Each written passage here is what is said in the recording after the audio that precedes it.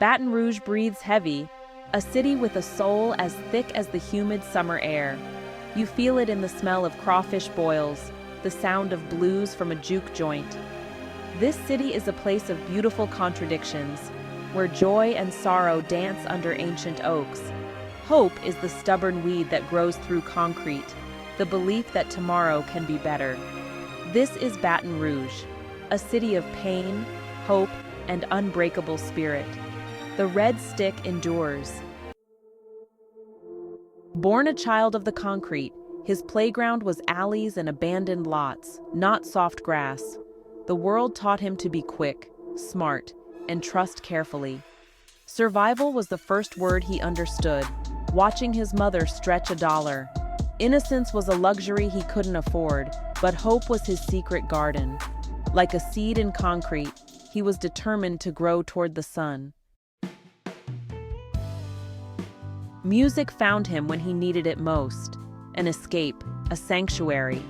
It started with the radio bluesmen's voices thick with pain and wisdom, telling stories that mirrored his own. Music became his language, giving words to feelings he couldn't express.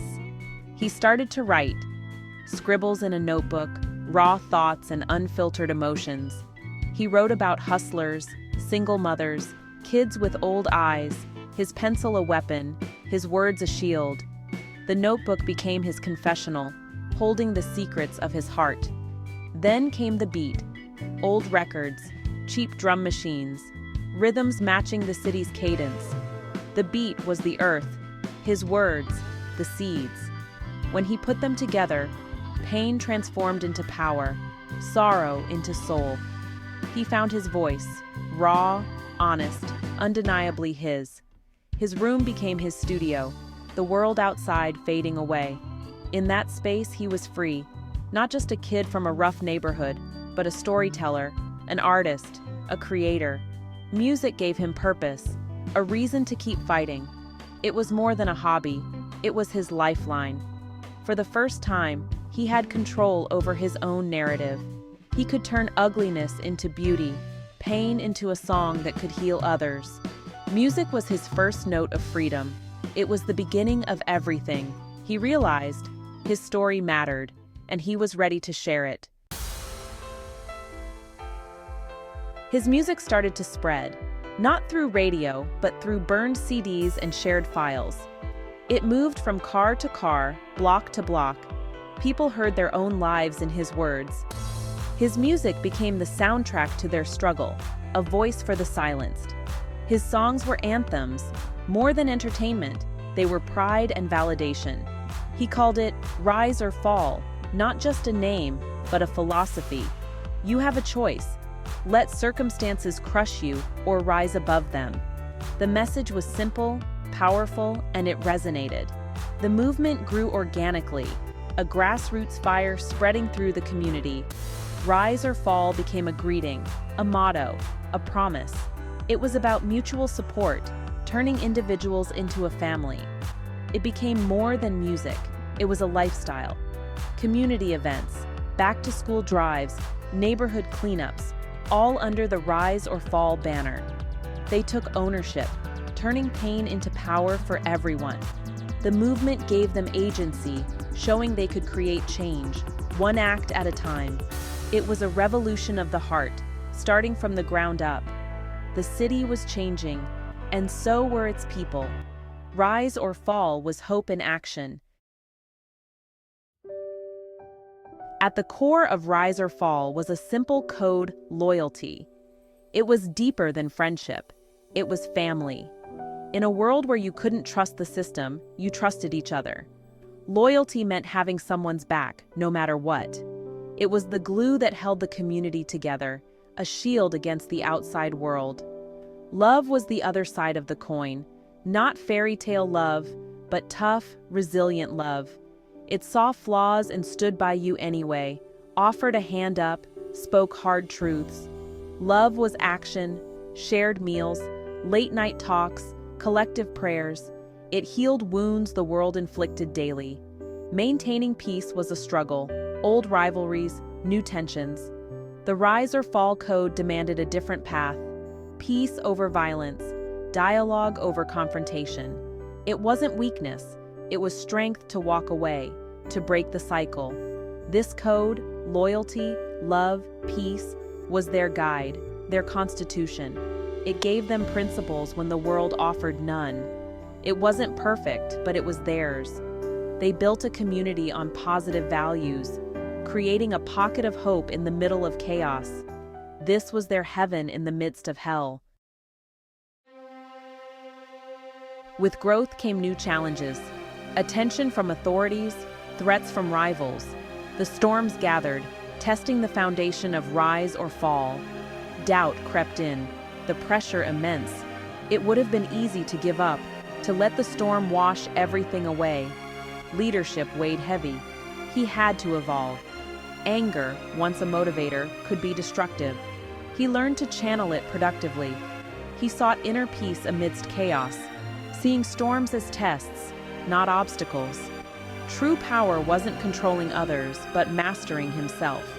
His faith deepened, not traditional religion, but a spiritual connection to something bigger. This faith became his anchor, grounding him through adversity. He learned the power of forgiveness, letting go of hate to make room for peace. He forgave others and himself for past mistakes. The process was painful, but necessary for growth. He transformed from a boy reacting to the world to a man shaping it. He emerged from the storm, not unscathed, but stronger and more resilient. The sun broke through the clouds. Storms don't last forever. He was ready for what came next. The story of Rise or Fall traveled beyond Baton Rouge. It spread through the internet, reaching people in other cities and states. The struggle wasn't unique.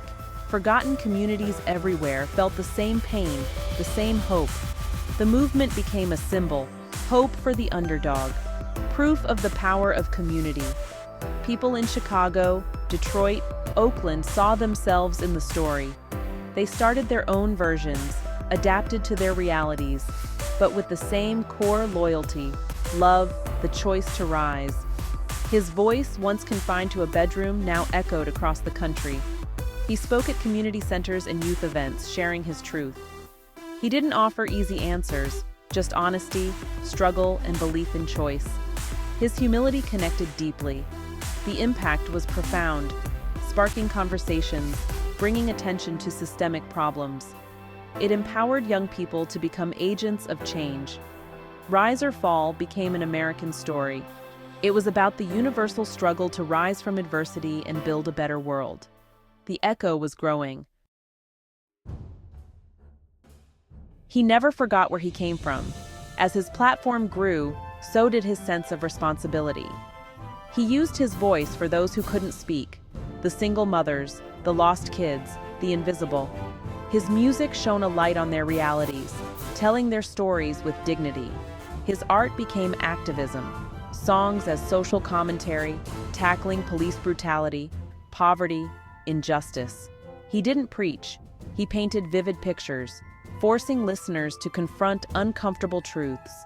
His music was a call to empathy, a plea for understanding. He understood true power, not control, but empowerment.